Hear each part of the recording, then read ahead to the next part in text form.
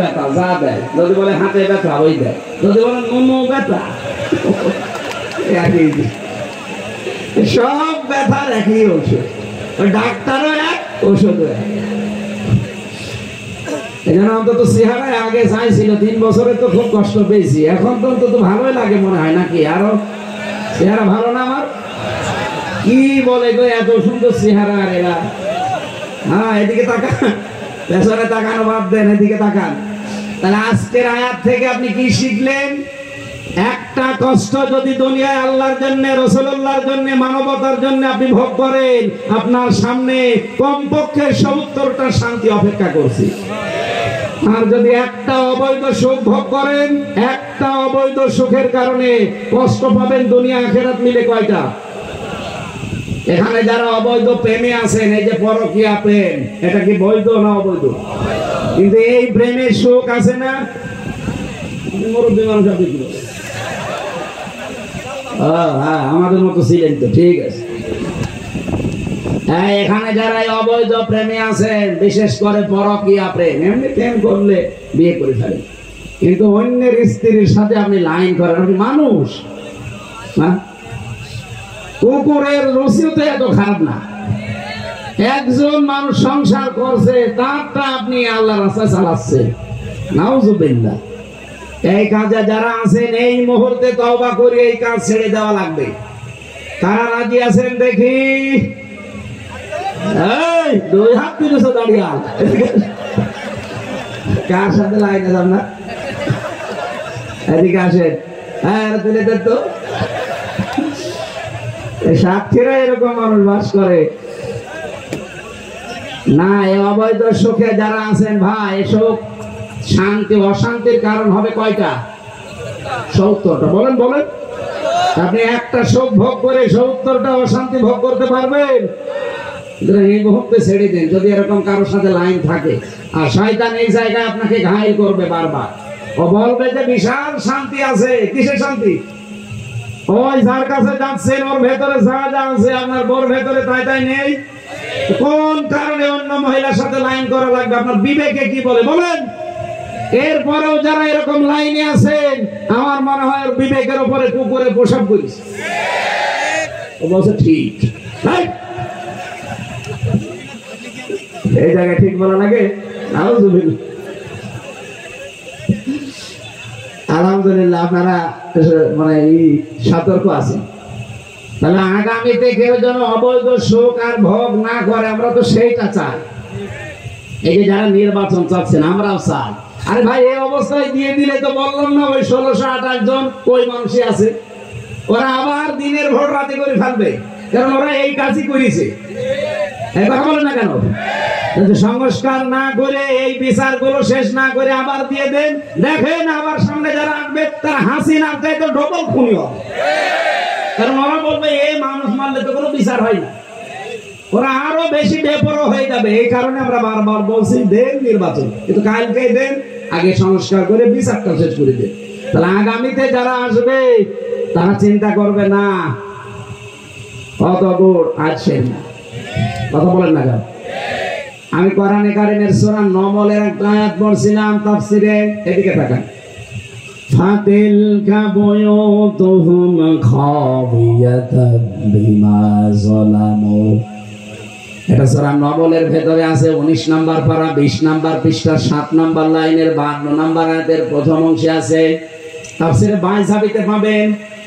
আল্লাহ পাক বলেন এই সেই ঘরগুলো কি? এই ঘরগুলো কি? খাবিয়াতান, জনশূন্য হয়ে আছে, আজ পরিত্যক্ত হয়ে গেছে। বিমা যালামু, এখানে জুলুম করা হতো এই কারণে। এটা যে বাস্তবগত প্রমাণ, আমার কুষ্টিয়ার হানিফের বাড়ি, আপনি যে দেখেন পরিত্যক্ত হয়ে পড়ে আছে, আজ জনশূন্য, কেউ নেই। অথচ আগস্টের 5 তারিখের আগে বাড়ির কি দাপট ছিল, 14টা সিসি ক্যামেরা দেওয়া ছিল, ওখানে কুকুর পর্যন্ত গেলে দেখা যেত। অথচ এখন পায়খানার প্যান পর্যন্ত খুলে দিয়েছে। আল্লাহ এতটুকু যদি শেষ করে দিত আমি কিছু বলতাম না। এরপরে আমাদের জন্য ইন্না ফি যালিকা লাআয়াতান লিকাওমিন ইয়ালামুন। আল্লাহ আয়াতের প্রথমে ইন্না দিলেন আর মাঝে দিয়েছেন লামে তাকিদ। যারা আরবি গ্রামার জানে, কত গুরুত্বপূর্ণ শব্দ জানেন, আল্লাহ গ্যারান্টি দিলেন এই কথা বলতে গিয়ে দুইবার অবশ্যই অবশ্যই। এর ভেতরে শিক্ষা আছে জ্ঞানীদের জন্য। কি শিক্ষা? হানিফ বাংলাদেশে 3 নাম্বার পজিশনে ছিল আওয়ামী লীগের। তার বাড়ি যদি শ্মশান হয়ে যায়, পরিত্যক্ত হয়ে পড়ে থাকে, আগামীতে যারা চেয়ারে বসার চেষ্টায় আছেন, সত্যি যদি আপনাদের আচরণ ওই জালেমদের মতো হয়, 5 বছর পরে আমি গ্যারান্টি দিলাম, আল্লাহর কসম আপনার বাড়িও শ্মশান হয়ে যাবে। এই জন্য তো আমরা চাচ্ছি আপনার বাড়ি যেন শ্মশান না হয়, আপনার বাড়ি যেন পরিত্যক্ত হয়ে না থাকে। এমন অবস্থায় আপনাকে তৈরি করে বৈধভাবে বৈধ চেয়ারে বসিয়ে দেব। যত সুখ পাবেন, যত শান্তি পাবেন, কোনো অশান্তি সামনে আর আসবে না। আমার কথা অর্থ বোঝা গেছে? আমি জানি আপনি বুঝেছেন। একটা অবৈধ সুখে 70টা করে অশান্তি সামনে আল্লাহ আপনাকে দান করবে। আর একটা কষ্ট যদি দুনিয়ায় কেউ আল্লাহর জন্য, রাসূলুল্লাহর জন্য, মানবতার জন্য পায়, তার জন্য অপেক্ষা করছে কমপক্ষে 70টা শান্তি। আর আমরা সেই শান্তি পেতে চাই। এই কথা বলেন না কেন? আর বাংলাদেশে আমরা 92% মুসলমান। পরিপূর্ণ শান্তি ওই দিন পাবো যেদিন দেখবো বাংলাদেশের 56,000 বর্গ মাইল আল্লাহর এই কোরআন দিয়ে চলছে। এটা দেখতে চান না?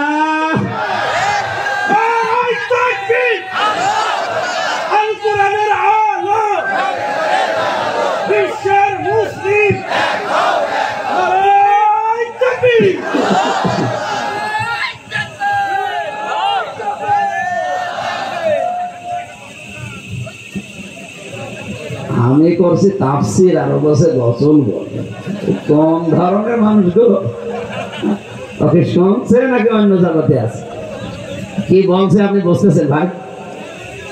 আমি যে আয়াত পড়েছিলাম না, সূরা আলে ইমরানের 139 নাম্বার আয়াত, আল্লাহ বলেন কোনো ভয় নেই, হীনমন্য হবা না, ভেঙে পড়বা না, দুর্বল হবা না, চিন্তাও নেই। তোমরাই বিজয়ী হবে। তোমরাই বলেন বলেন। আল্লাহ রাব্বুল আলামিন শব্দ সেট করেছেন, কি করে দেখেছেন? তোমরাই বিজয়ী হবে। কিন্তু সমস্যা হয়ে গেছে পরের শব্দটাই, ইন কুনতুম মুমিনিন, যদি মুমিন হতে পারো। আরে ভাই, কোরআনের কোন শব্দ যদি আপনি বোঝার জন্য চেষ্টা করেন, নবীজি বলেন 500 রাকাত নফল নামাজের সওয়াব হবে। আর আমি যদি এখন মাছের কাহিনী শুরু করে সারা রাত, আমার মুখস্থ আছে বলতে পারবো। মাছের কাহিনী, সাপের কাহিনী, ওই আব্দুল খালেক শরীয়তপুরের মতো সাপের কাহিনী বললাম, আপনি শুনলেন, কান্নাকাটি করে চলে গেলেন, কিচ্ছু হবে না। একটা শব্দ একটু বোঝার চেষ্টা করেন। তথ্য আমি আজকে বের করার চেষ্টায় আছি। যদি আমরা মুমিন হতে পারি, আমাদের হীনমন্য হওয়া, ভয় পাওয়া, আমাদের দুর্বল হওয়ার কোনো আশঙ্কা আছে? কোনো কারণ আছে? কি হওয়া লাগবে? মুমিন। বলেন বলেন, মুমিনটা কি? আজকের তেলাওয়াতকৃত আয়াত এই সংক্রান্ত আমি পড়েছি সূরা বাকারা 208 নম্বর আয়াতের প্রথম অংশটা। আমার মনে হয় আয়াতটা 3 ভাগ করলে আমি 1 ভাগ মাত্র পড়লাম। পরিচিত আয়াত, যদিও এখানে কিছু তথ্য আপনি পাবেন। আজকে রব্বুল আলামিন আমাদেরকে ডাক দিয়েছেন, ইয়া আইয়ুহাল্লাযীনা আমানু, ওহে যারা ঈমানের দাবি করো, যে আমরা যদি ঈমানদার হতে পারি, মুমিন হতে পারি, তাহলে তাদেরকে আল্লাহ এই সুসংবাদগুলো দিচ্ছেন যে বিজয় হবে। সেই ঈমানদারকে ডাক দিয়ে আল্লাহ বলেন, উদখুলু, তোমরা প্রবেশ করো, ফিস সিলমি কাফা। এখানে শব্দটা যদি জবর দিয়ে, জের দিয়ে, আপনি খালি জবর দিয়ে পড়লে হবে সালমন মানে শান্তি, আর জের দিয়ে পড়লে সিলমন মানে ইসলাম। আল্লাহ এখানে শান্তিতে প্রবেশ করা, ইসলামে প্রবেশ করা, দুইটাই বোঝাতে চেয়েছেন। কারণ ইসলাম মানে কি? বলেন বলেন। যদি ইসলাম মানে বাংলায় শান্তি না, ইসলাম মানে আত্মসমর্পণ করা। কেউ যদি সত্যি আত্মসমর্পণ করে, কার কাছে করবেন? এই যে ফিস সিলমি কাফা, পরিপূর্ণভাবে ইসলামের কাছে, ইসলামের ভেতরে আমরা সেই বহুদিন থেকে আয়াত শুনি যে তোমরা সবাই ইসলামে পরিপূর্ণ প্রবেশ করো। ও সাতক্ষীরাবাসী কিছু বুঝেছেন এখান থেকে আজ পর্যন্ত যে ইসলামে পরিপূর্ণ প্রবেশ করা মানে কি? ইসলামে যে পরিপূর্ণ আল্লাহ প্রবেশ করতে বললেন, এটা কি একটা ঘরের মতো যে আমি প্রবেশ করে দরজা লাগিয়ে দিলাম হয়ে গেল? না। ইসলামে যদি কেউ পরিপূর্ণভাবে প্রবেশ করতে চায় তার পুরা জীবনে 5টা জিনিস থাকা লাগবে। আপনার জীবনে যদি এখন দেখেন যে 5টা জিনিস আছে, আপনি বুঝবেন যে আপনি ইসলামে পরিপূর্ণ দাখিল হয়েছেন, প্রবেশ করেছেন। আর ইসলামে পরিপূর্ণ প্রবেশ করলে তার পুরস্কার ওইগুলো দেখলে বিজয় আল্লাহ আপনাকে দেবে। সুতরাং সামনে যদি আমরা বিজয় হতে চাই, এদেশে যদি কোরআনের আইনগুলো চালু করে আমাদের ভাগ্য সুপ্রসন্ন করতে চাই, কয়টা জিনিস এখন থেকে মানা লাগবে? আরো জোরে আরেকবার বলেন, বলেন জোরে। এবার একটা একটা করে আমি বলছি, মিলাবেন। 1 নাম্বার, আপনাকে আত্মসমর্পণ করা লাগবে। এবার আত্মসমর্পণ করবেন কার কাছে? না না, আমাদের জাতির পিতা হযরত ইব্রাহিম, তিনি আত্মসমর্পণ করেছিলেন এবং তার সন্তান, বিশেষ করে তার যে সন্তানগুলো ছিল তাদেরকে, এবং ইয়াকুব নবী তাদের নিজের সন্তানদেরকে মৃত্যুর আগে, ইন্তেকালের আগে ডাক দিয়ে বলেছিলেন, ইয়া বুনাইয়া ইন্নাল্লাহা আসতাফা লাকুমুদ-দীন ফালা তামুতুন্না ইল্লা ওয়া আনতুম মুসলিমুন। বলেন আল্লাহু আকবার। এটা সূরা বাকারার 131 নাম্বার 32 নাম্বার আয়াতে আছে, মাঝের অংশে পাবেন। আল্লাহ পাক বলেন, হযরত ইব্রাহিম এবং ইয়াকুব, এই দুইজন নবী তার ইন্তেকালের আগে সন্তানদেরকে ডাক দিয়ে বললেন, আমার কলিজার টুকরা সন্তানেরা, অবশ্যই আল্লাহ মনোনীত করেছেন তোমাদের জন্য একটা দিনকে। কি দিন? মানে রাতের পরে যেটা আসবে ওই দিন। বলেন বলেন। তোমাদের জন্য আল্লাহ মনোনীত করেছেন দিনকে। এই দিন যদি তোমরা সত্যি আনুগত্য স্বীকার করে মেনে নিতে পারো। দিনটা কি? আমরা সবাই মনে করি দিন মানে ইসলাম। আরে ভাই, শুধু দিন মানে ইসলাম না। এই কোরআনের ভেতরে আল্লাহ রাব্বুল আলামিন 500 আইন দিয়েছেন। কত? 500। আপনি নিজের বিবেক দিয়ে বলেন তো, কবরে যাবার পরে যখন দ্বিতীয় প্রশ্ন ফেরেশতারা করবে, মা দীনুকা, তোমার দিন কি? আপনি যদি বলেন দীনুন আল ইসলাম, আমার দিন ইসলাম, ফেরেশতারা অত সহজে মেনে নেবে জীবনও না।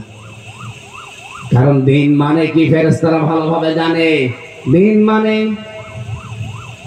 আমরা অনেকেই যদি না বুঝি, ফেরাউন দিন মানে বুঝেছিল। ফেরাউন বলেছিল, আকতুল মূসা দারুনি, আকতুল মূসা ওয়ালিয়াদু রাব্বা ইন্নী আখাফু আইয়ুবাদদিলা দীনাকুম আও আইয়ুযহিরা ফিল আরদিল ফাসাদ। সূরা মুমিন 26 নম্বর আয়াতে ফেরাউন বলেছিল, আমারে ছেড়ে দাও, আমি মূসাকে হত্যা করব। এখান থেকে একটা প্রশ্ন জাগে, ফেরাউনের কি লোক লস্কর, সেনাবাহিনী, প্রশাসন ছিল না? বলেন না কেন?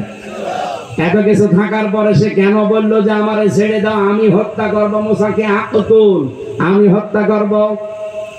আমি তাফসীরের ভেতরে পড়েছি, ফেরাউন ছিল স্বৈরাচার। কি? আরো যারা বলেন, বলেন বলেন। পৃথিবীতে যারা শুধু ফেরাউন না, যারাই স্বৈরাচার হবে, তারা কয়েকটা কাজ নিজের হাতে করে করতে চায়। তাদের বিরোধী যাকেই পায় সে নিজে হত্যা করতে চায়। আপনি দেখেছেন মেজর বজলুল হুদা হাসিনা, আমি শুনলাম তার নিজের হাতে চালাই করেছে, ভিডিও এখন পর্যন্ত আছে।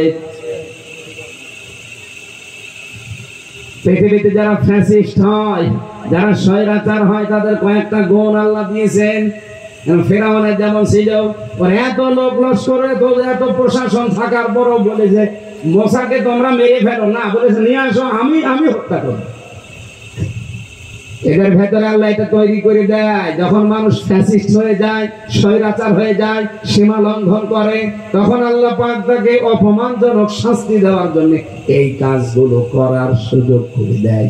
তামাম দুনিয়া তখন তাকে ঘৃণা করে। এই তথ্যটা আছে সূরা আলে ইমরানের, ইন্নামা নুমলি লাহুম লিয়াজদাদু ইসমা ওয়া লাহুম আযাবুম মুহিন। অবশ্যই ওদের পাপের বোঝা যখন পরিপূর্ণ হয়ে যায়, তখন আমি আল্লাহ ওই লোকটাকে অপমানজনক শাস্তির ভেতরে ফেলে দেই। নয়তো কোন কারণে বলেন নিজে বুকের উপরে পা দিয়ে নিজে জবাই করতে যাবে বলেন? আর লোক ছিল না দেশে? প্রশাসন তার নিজের, বিচার ব্যবস্থা তার নিজের, সব গোয়েন্দা তার নিজের, দলীয় তার নিজের। ও বলতে পারতো না যে ওরে তোমরা মেরে ফেলো? ও নিজে জবাই করেছে। এটা ফেরাউনের স্বভাব, স্বৈরাচার যারা তাদের স্বভাব। এটা তো আমি বানাচ্ছি না, আমি বানালে আলেমরা ছেড়ে দিত আমারে। 2 নম্বরেও বলেছিল আমি কেন মুসাকে হত্যা করব জানো? কারণ আমি আশঙ্কা করছি আমার দেশে যে আইন কানুন চলে, এই আইন কানুন মুসা পাল্টিয়ে ফেলবে। এই বাংলাদেশে যারা আল্লাহর আইন প্রতিষ্ঠা করতে চায়, মানুষের তৈরি করা আইন বাদ দিয়ে, জালেমদের টার্গেট শুধুই তারা। এই জন্য দেশে আল্লাহর আইন যারা কায়েম করতে চাইতো তাদের 11 জনকে ফাঁসি দিয়েছে। আর কথা বলেন না কেন? 5 জনকে তো সরাসরি, আর 6 জন আল্লামা দেলাওয়ার হোসেন সাইদি সারা জীবন বলতো আমরা আল্লাহর আইন চাই, তাকেও মৃত্যুর দিকে ঠেলে দিবে। দেখেন অন্য যারা আছে তাদের কিন্তু জালেমরা টার্গেট করে না। কত মানুষ এই তাহিরের মতো কত ডাক দিচ্ছে, তাহিরিও নাকি ফিলিস্তিনের পক্ষে ডাক দিয়েছে। ওর মতো শয়তান যদি ফিলিস্তিনের পক্ষে ডাক দেয়, শয়তান তো বসে বসে হাসবে। ও আমার চাইতে বড় শয়তান, এত শিরিক বাংলাদেশে কেউ করে না। কথা বলেন? কেল্লা বাবা, ফতে বাবা, শাহালি বাবা, দয়াল বাবা, আর ওই শয়তান নাকি সাতক্ষীরা জেলায় আসে। এত বড় শয়তান এই জেলায় ঢোকে কি করে? সোচ্চার হবেন যারা প্রকাশ্য শিরিক করেছে, যে মানুষগুলো প্রকাশ্য ইসলামী আন্দোলনের বিরুদ্ধে অবস্থান নিয়ে হাসিনার পক্ষে একেবারে সরাসরি ভোট চেয়েছে। আপনি দেখেন ওবায়দুল মুক্তাদির ব্রাহ্মণবাড়িয়ায় শয়তানের পক্ষে তাহিরি ভোট চাচ্ছে। এত বড় ভিডিও ফুটেজ থাকার পরে সে জেলায় ঢুকবে মানে ও তো বাংলাদেশে থাকা ঠিক না, ও তো কাওয়া কাকুর মতো পালানো দরকার ছিল। এই কথা বলে না কেন? আর ফিলিস্তিনের পক্ষে এখন ডাক দিচ্ছে না, এগুলো সব ষড়যন্ত্র। দেখবেন আওয়ামী লীগের লোকজন দিয়ে যা টাকা পয়সা কামিয়েছে, এগুলো তাদের কাছ থেকে নিয়ে একটা বিশৃঙ্খলা তৈরি করার চেষ্টা করবে। গোপন খবর তো আমরা জানি, নাই তো 12 এপ্রিল সারা বাংলাদেশের সব দল মত এক হয়ে গেল, ওই শয়তানরা আসে না। কথা বলেন? জামাত, বিএনপি, জাতীয় পার্টি কি সব এক হয়ে গিয়েছিল না? বাংলাদেশে শুধু মনে হয় কয়েকটা যারা মানুষ নামে কলঙ্ক, তারা বাদ দিয়ে সব এসেছিল। আর ওই শয়তানরা বলছে না আমরা ওদের সাথে নেই, আমরা আলাদা। বিশ্ব ওই দিন একটা চমক দেখলো, আর ওরা বলছে আমরা আলাদা। এই এখন একটা বিশৃঙ্খলা তৈরি করার জন্য ওদের তো টাকা পয়সার অভাব নেই, মারিং কাটিং করা টাকা, ওইগুলো এখন হালাল করবে। সেদিন সিলেটে 12 জনকে ওরা 3 কোটি টাকা দিয়েছিল। 3 কোটি বলেছিল দেশে একটা বিশৃঙ্খলা তৈরি করো, জামাত ইসলামের বিরুদ্ধে ফতোয়া দাও। ধরেছে প্রশাসন, পিটিয়েছে। একজন বলছে আমারে পিটাবেন না, আমি সব বলে দিচ্ছি। কি 3 কোটি টাকা আমাদেরকে দিয়েছে আওয়ামী লীগরা, বলেছে জামাতের বিরুদ্ধে কথা বলবা। আমরা তো টাকা হালাল করার জন্য ফতোয়া দিচ্ছিলাম। এই চলছে সামনে। আমার মনে হয় এরাও দুর্বিসন্ধি আছে, এরাও কিছু খেয়েছে বা পেয়েছে। নাই 12 তারিখে গেলেন না হঠাৎ এখন আপনাদের সাগান দিচ্ছে মানে? এই কথা বলেন না কেন? এর ভেতরে কোনো দুর্বিসন্ধি নেই? যারা আল্লাহর জমিনে আল্লাহর দিন কায়েম হোক এটা চায় না, বাতিলরা তাদের টার্গেট করে না, কারণ জানে যে এরা আমাদের যে কোনো কায়দায় বন্ধু। কিন্তু যারা চেয়েছিল, দেখেন ফেরাউন বলেছিল আইয়ো বাদদিলা দীনাকুম, আমার মনে হচ্ছে মুসা আমার রাষ্ট্রের ব্যবস্থা সব পাল্টিয়ে দেবে। এখানে দিন মানে রাষ্ট্রীয় বিধান। তাহলে আপনি আত্মসমর্পণ করতে চাইলে রাষ্ট্রীয় বিধান যেটা আছে, এখন যেটা আছে এর সামনে আত্মসমর্পণ করলে ঈমান আমল থাকবে। এই জায়গায় আল্লাহর এই দিন নিয়ে যাওয়া লাগবে। ইব্রাহিম নবী ইয়াকুব নবী তাদের সন্তানদেরকে এটা বলেছিলেন। আমরা কি নবীদের সন্তান না? বলেন না কেন? আমাদের জাতির পিতার নাম কি? বঙ্গবন্ধু। আরো জোরে বলেন।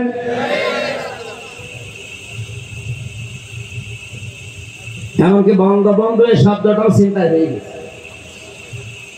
আপনি দেখেন ইতিহাস পড়ি, এই ভারতবর্ষ একজন মুসলিমের নাম বঙ্গবন্ধু উপাধি দেওয়া হয়েছিল প্রায় 1912।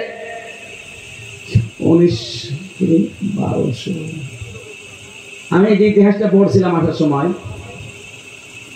তারিখটা আমার মনে নেই। বঙ্গবন্ধুকে দিয়েছে তোফায়েল আহমেদ।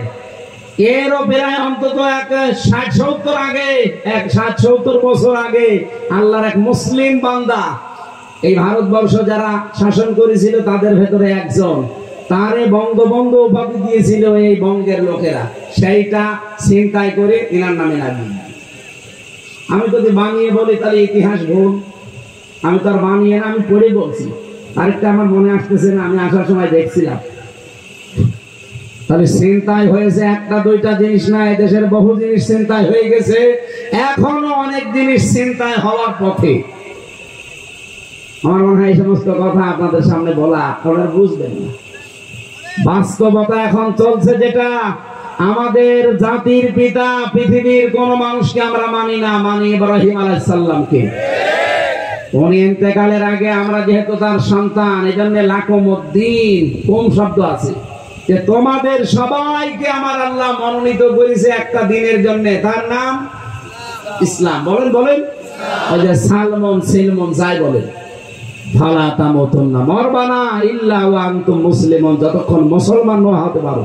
সুতরাং আপনি যদি ইসলামে প্রবেশ করতে চান, পরিপূর্ণভাবে আত্মসমর্পণ করা লাগবে আল্লাহর দ্বীনের সামনে। কিসের সামনে? 2 নম্বরে আপনার ইখলাস তৈরি করা লাগবে প্রত্যেকটা কাজে। লোক দেখানো কাজ বাদ দেন। এদেশে একামতে দ্বীনের আন্দোলন অনেক মানুষ এখন যুক্ত হচ্ছে, অনেককে আমরা দেখতে পাচ্ছি। তাদের ভেতরেও রিয়া, লোক দেখানো, মানুষ দেখানোর কাজ কারবার না। আমাদের পূর্বপুরুষ যারা, আমাদের আকাবির আমরা যাদেরকে মনে করি সাহাবায়ে কেরাম, বিশেষ করে আমাদের যারা জীবন দিয়ে গেল ইসলামের জন্য, এই মানুষগুলো কোনো দিন আপনি পাবেন না লোক দেখানো কাজ করেছে। সাবেক আমিরে জামাত নাম হচ্ছে মকবুল আহমেদ, ফেনীতে বাড়ি। কি সাধারণ জীবন যাপন করতে দেখেছেন আপনি তার। এখনকার যিনি আমিরে জামাত ডক্টর শফিকুর রহমান, উনি একটা দামি জামা ওনাকে উপহার দিয়েছিল, জামাটাও নেয়নি, সঙ্গে সঙ্গে জামাটা একজন গরিব মানুষকে দিয়ে দিয়েছে। এত বড় বিশাল একটা দল বাংলাদেশ জামাত ইসলামী, তার আমির সারা বাংলাদেশের তিনি, অথচ ঢাকাতে তার কোনো বাড়ি নেই, ফ্ল্যাট নেই, ছেলের ভাড়া করা বাড়িতে থাকতো। চিন্তা করতে পারেন, একটা মেম্বারের তাই ঢাকায় ফ্ল্যাট হয়ে যায়, আর সারা বাংলাদেশের চেয়ে এত বড় একটা দলের আমির। মানুষ লোক খুঁজে পায় না, আমি তো এদেরকে চোখে আঙ্গুল দিয়ে দেখাবো। আপনি যে লোক খুঁজে পান না বলেন, আপনাকে চোখে আঙ্গুল দিয়ে দেখানো লাগবে? সাক্ষেরও তো জ্বলন্ত প্রমাণ। আমি নিজে সাক্ষী ভাই, আমি নিজে আমার নিজের টাকা একবার 60,000, একবার 10,000, আর একবার 15,000। এই টাকা আমি নিজে আমিরে জামাতকে বললাম যে আপনি খরচ করবেন। সঙ্গে সঙ্গে আল্লাহর বান্দা নিয়ে পাশে যে ছিল দলীয় লোক, তাদেরকে দিয়ে বললো যে দলের জন্য কাজে লাগে। আমি দিলাম হাদিয়া যে আপনার পারিবারিক জীবনে এবং ব্যক্তিগত জীবনে খরচ করবেন। 3 বার দিলাম, লোকটা 3 বারই দিয়ে দিল দলীয় মানুষকে, বললে ওদেরকে সব খরচ করে দিল। এ ছাতায়ের পর থেকে নাকি বলেন তো, এত কষ্ট করে করে টাকা জমাই ওনার দি হাদিয়া নেন, দেওয়াও সুন্নত, নেওয়াও সুন্নত, কারণ ওনার কাছে গেলে উনিও হাদিয়া দেন। 3 বারে আল্লাহর বান্দা 3 বারই দিয়ে। এখানে আজকের হাদিস পড়ছিলাম আসার সময়, যারা দুনিয়া বিমুখ হয়ে যায় তাদেরকে সূক্ষ্ম সূক্ষ্ম কিছু জ্ঞান আমার আল্লাহ নিজের পক্ষ থেকে দান করে। দেখেন উনি কত কঠিন কঠিন প্রশ্নের জবাব দেয় এই আগস্টের 5 তারিখের পর থেকে। অনেক সাংবাদিক এমন কড়া প্রশ্ন করেছিল যে জামাত ইসলামী বাংলাদেশ, ইসলামী ছাত্র শিবির, ইসলামী ছাত্রী সংস্থা এত ভালো আপনারা বলেন, তাহলে এতদিন পর্যন্ত তারা রাষ্ট্রীয় ক্ষমতায় যেতে পারে না, মানুষ তাদেরকে চায় না কেন? উনি জবাব দিয়েছিলেন, মুয়াজ্জিন আযান দেয়, সবাই নামাজে আসে। আপনি জীবনে এই জবাব শুনেছেন কোনদিন? দুনিয়া ত্যাগী যারা হয়ে যায় তাদের মুখ দিয়ে আল্লাহ এমন কথা বের করে দেয় পৃথিবী এর আগে কোনোদিন শুনে নাই। বলেছিল যে মুয়াজ্জিন তো ভালোর জন্য আযান দেয়, হাইয়া আলাস সালাহ হাইয়া আলাল ফালাহ, ভালোর দিকে আসো, কল্যাণের দিকে আসো, নামাজের দিকে আসো। সবাই আওয়াজ শুনে আসে? বলেন বলেন। এমনও মসজিদ আছে বাংলাদেশে শুধু ইমাম সাহেব আর মুয়াজ্জিন, তাছাড়া কেউ এরকম জায়গা নেই। কিন্তু মুয়াজ্জিনকে শুধু ইমাম আর মুয়াজ্জিনের জন্য আযান দিয়েছে। এলাকায় হাজার হাজার মানুষ আসবে, এত বড় মসজিদ, কেউ আসে না। এখন দোষ কি মুয়াজ্জিনের না এলাকার লোকের? 54 বছর তো আমরা চেষ্টা চালাচ্ছি এইটা কায়েম করার জন্য। কোনদিন কি আমরা বলেছি যে আমার বাবার নাম রিয়াজউদ্দিন, কুষ্টিয়ায় বাড়ি, আমার দাদার নাম জাহান আলী, আমার বাবা আর দাদার আইন আমরা প্রতিষ্ঠা করতে চাই, আপনারা আমাকে রায় দেন? বলেছি? আপনারা তো তাই বলেন যে আমি আমার স্বামীরটা চাই, কেউ বলে আমি আমার বাবারটা চাই। আপনাদেরকে এই পাগলা কুত্তায় কামড় দিয়েছে? যারা বলে আল্লাহর আইন আমরা এই দেশে প্রতিষ্ঠা করতে চাই, মন থেকে বলে, এই জন্য আমরা ইখলাস দিয়ে পরিপূর্ণ হতে চাই। আমা উমিরু ইল্লা লিয়াবুদুল্লাহ মুখলিসিনা লাহুদ্দিন। 3 নম্বরে যখন দেখবেন আপনার চরিত্র উন্নত, কি বললাম? আর আমাদের চরিত্র এমন খালি টিন পাওয়া যায়।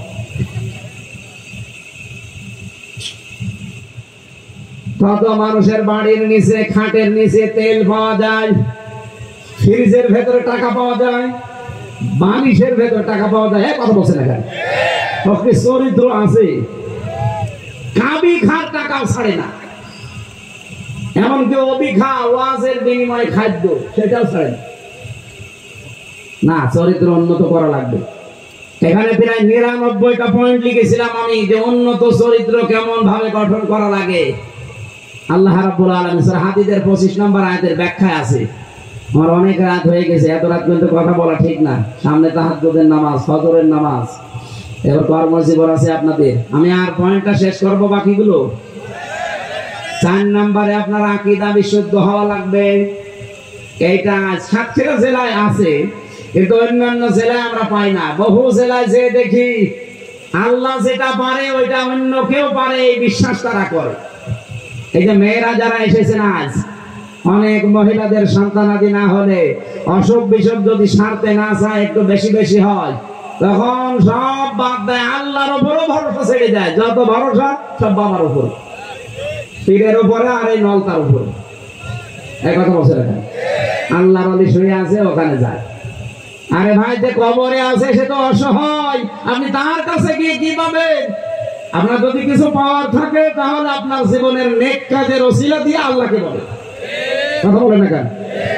সেদিন বগুড়াতে একজন এসেছিল আপেল নিয়ে, আমার বলছে হুজুর আপেলটা পড়ে দেন। আমি সূরা ফাতিহা পড়ে দিলাম।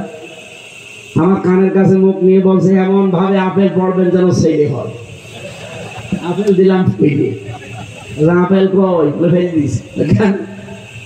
আরে ভাই, আপেল পড়ে যদি ছেলে হইতো আমার ম্যাডামের 3টা মেয়ে হইতো। আমার ম্যাডামের 3টা মেয়ে পর পর যদি আপেল পড়ে দিয়ে ছেলে হইতো, আমি ওরে খালি আপেল খাওয়াতাম। কত বড় বিশ্বাস যে আপেল পড়ে নাকি ছেলে হয়। তা আমরা কি করছি? আপেল পড়ে যদি ছেলে হয়, তা আমরা কি করছি? আমাদের কোনো কাজ নেই, আমরা কি রোবট? আকীদা সাফ করা লাগবে। আবার বলছি, আল্লাহ যেটা পারে ওইটা অন্য কেউ, আমার বলেন, আল্লাহ যেটা পারে ওইটা অন্য কেউ। আইন তৈরি করতে পারে কে? অন্য কেউ।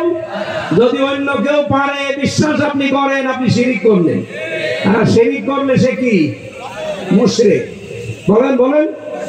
মুশরিকের জন্য জান্নাত হারাম, জাহান্নাম ওয়াজিব। মেয়েরা যারা এসেছেন আকীদা সাফ করে রাখবে। আপনার 10 বছর বিয়ের পরে ছেলে হয়নি, আপনি পাগল হয়ে গেছেন। একটা রোগ হয়ে 2-3 বছরে ভালো হয় না, পাগল হয়ে যান।